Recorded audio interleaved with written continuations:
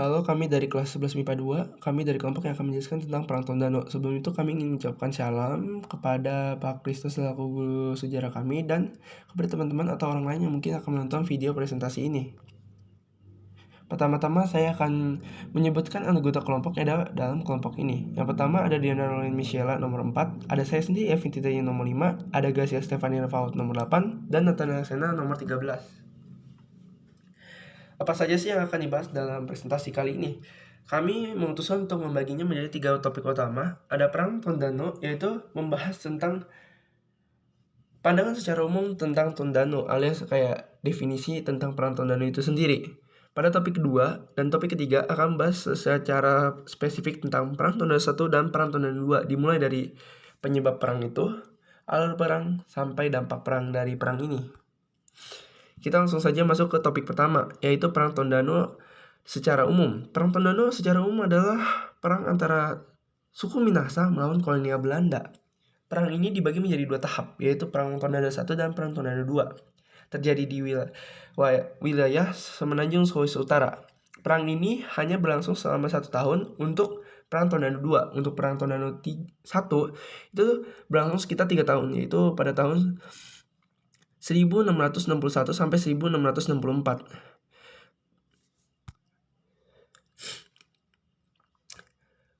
Kita masuk ke topik kedua, yaitu Perang Tondano 1. Secara lebih spesifik, kita akan bahas mulai dari penyebab dulu. Penyebab kenapa VOC memaksa. Penyebabnya adalah karena VOC memaksa rakyat Minahasa untuk menjual berasnya sendiri kepada VOC, tentunya dengan harga yang sangat murah. Nah, alasan kenapa rakyat Minahasa menolak kesepakatan ini, karena pertama, rakyat Minahasa sendiri tidak kepepet. Mereka tidak mau melakukan perdagangan atau hubungan perdagangan yang malah merugikan mereka. Kedua, rakyat Minahasa sendiri sebenarnya sudah melakukan hubungan perdagangan dengan Spanyol. Yang ketiga, rakyat Minahasa mengetahui perilaku menyeleweng yang dilakukan oleh kolonial Belanda alias VOC ini. Sekarang kita masuk ke alur perang. Alur perang pertama, perang ini berlangsung antara 1661 sampai 1664. Mereka tidak melakukan penyerangan dengan militer, tetapi dengan membendung Sungai Temberan. Nah, tetapi tentu saja kalau hanya begitu, rakyat Minahasa tidak akan langsung menyerah. Nah, rakyat Minahasa memutuskan untuk membangun rumah apung di sekitar Danau Tondano. Tetapi VOC membalas dengan memberikan ultimatum, tentu saja tidak akan digubris oleh rakyat Minahasa. Isi dari ultimatumnya adalah memerintahkan warga Tondano untuk memindahkan tempat tinggal mereka dari wilayah rawa ke daratan. Tentu saja wilayah daratannya yang sudah disediakan oleh rakyat Belanda.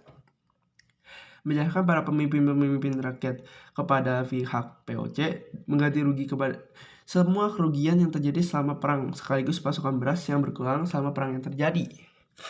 Nah, kita langsung masuk ke alur perang kedua yang membuat alasan kenapa rakyat Minahasa justru memutuskan untuk membuka hubungan perdagangan dengan VOC. Alasannya kenapa adalah ketika Belanda mundur, sebenarnya Belanda saat itu sudah berhasil menyingkirkan Spanyol dari Sulawesi Utara, sehingga hubungan perdagangan yang awalnya terhubung menjadi tidak bisa terhubung lagi, yang membuat rakyat Minahasa itu tidak bisa menjual hasil panennya yang hanya menumpuk.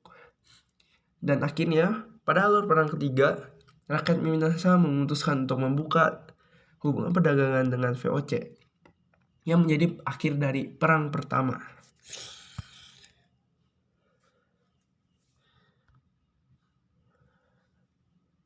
Ini bisa dibaca alur perangnya. Kalau butuh langsung skip aja tadi. Nah, dampak dari perang ini, dampaknya adalah membuat masyarakat Minahasa harus memindahkan perkampungannya sebanyak 3 kali, dimulai dari daratan ke Danau Tondano, lalu ke daratan lagi yang disebut Minawanua atau Ibu Negeri, yang sudah disediakan tentunya oleh Belanda. Membuat masyarakat Tondano juga merasakan kesengsaraan di mana hasil beras dan perkebunan mereka itu menumpuk. Nah, selain itu, masyarakat Tondano juga membuka hubungan dagangan yang membuat mereka membuka celah yang sangat besar untuk VOC menguasai wilayahnya. Sekarang kita langsung masuk aja ke topik ketiga, yaitu Perang Tondano kedua. Kita mulai dari penyebabnya. Penyebab dari perang ini, penyebab utamanya adalah karena Jenderal Hindia Belanda yaitu H.W. Daniels membutuhkan sejumlah besar pasukan untuk menghadapi Inggris. Jumlah besar pasukannya adalah 2.000. Nah, pada awalnya jumlah yang Daniels itu hanya mengerahkan penduduk dari sejumlah daerah. Tetapi tentu saja daerahnya ada daerah Minahasa. Selain itu yang membuat rakyat Minahasa melawan adalah karena Minahasa ini dipaksa oleh Belanda untuk menyerahkan berasnya secara gratis. Dan tentu saja pada alur perang ke-1, rakyat Minahasa memutuskan untuk berjuang melawan Belanda di Tondano Minawanua. Alur perang kedua, Belanda kembali menerapkan strategi membendung Sungai Tembran. Ya, tentu saja mereka akan menerapkan kembali strategi yang sudah sangat efektif dan berhasil pada perang pertamanya. Dan pada perang kedua secara logika ya pasti akan berhasil lagi. Tapi justru karena hal ini menjadi pedang bermata dua untuk mereka, senjata makan tuan. Sehingga pada saat itu Sungai Tembran itu malah meluap, sehingga malah mempersulit gerakan dari pasukan Belanda. Tapi pada alur perang ketiga pada akhirnya, setelah pergempuran yang sangat lama, perang antara Tondano dengan Belanda, di mana Belanda tentu saja memiliki teknologi yang jauh lebih mumpuni, itu akhirnya membuat rakyat Minahasa kalah, di mana ditandai mulai dari benteng Morayanya milik para pejuang akhirnya hancur. Setelah itu membantai penduduk yang ada di sana. Hal itu malah membuat pasukan Minahasa bukannya gentar, tapi malah memutuskan untuk berjuang sampai akhir dengan bertahan di hutan lebat. Dan itu berhasil membuat rakyat kolonial Belanda merasa sulit untuk menaklukkan rakyat Minahasa, para pejuang dari Minahasa, dan memutuskan untuk memberi pengampunan asal pemberontak mau mengakui kekuasaan Belanda. Tetapi hal itu gagal karena pihak Inggris berhasil mengambil alih dari kekuasaan terlebih dahulu dari kekuasaan Belanda terlebih dahulu. Jadi kayak Belanda gagal.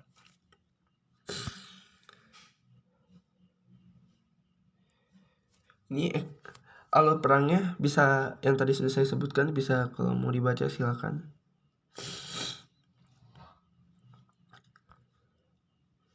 Oke, kita langsung aja masuk ke dampaknya.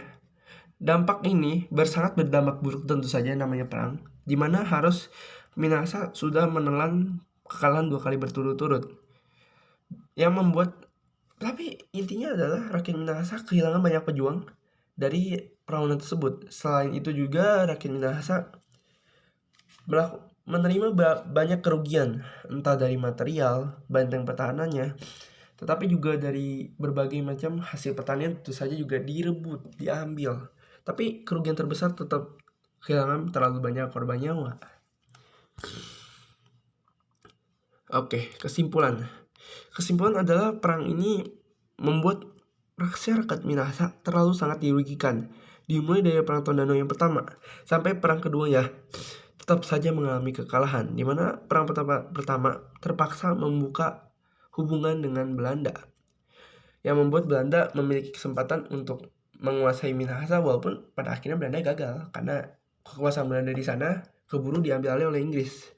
Pada perang Tondano kedua, walaupun dalam beberapa artikel mengatakan bahwa mereka dalam perang Tondano itu menang, tetapi sesungguhnya mereka kalah karena hanya dijajahnya itu berpindah tangan kepada bangsa Inggris. Pada beberapa minggu yang lalu pernah dibahas tentang topik perang, siapa yang bagaimana kondisi menang, setara ataupun kalah. Dari sini bisa dilihat bahwa perang yang menang itu adalah perang yang mereka mencapai tujuan tertentu. Menurut kami itu perang yang menang adalah perang yang berhasil mencapai tujuan utamanya.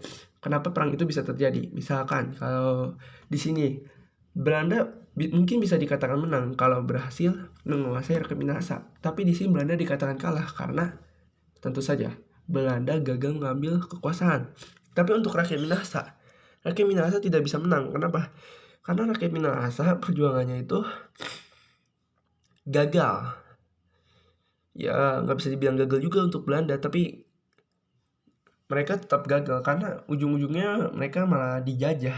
Pada awalnya melawan untuk tidak dijajah, tapi malah jadi dijajah. Oleh karena itu juga mereka kalah. Sekian dari kelompok kami. Terima kasih. Di sini ada referensi kami. Lalu juga ya, penutup dari kami.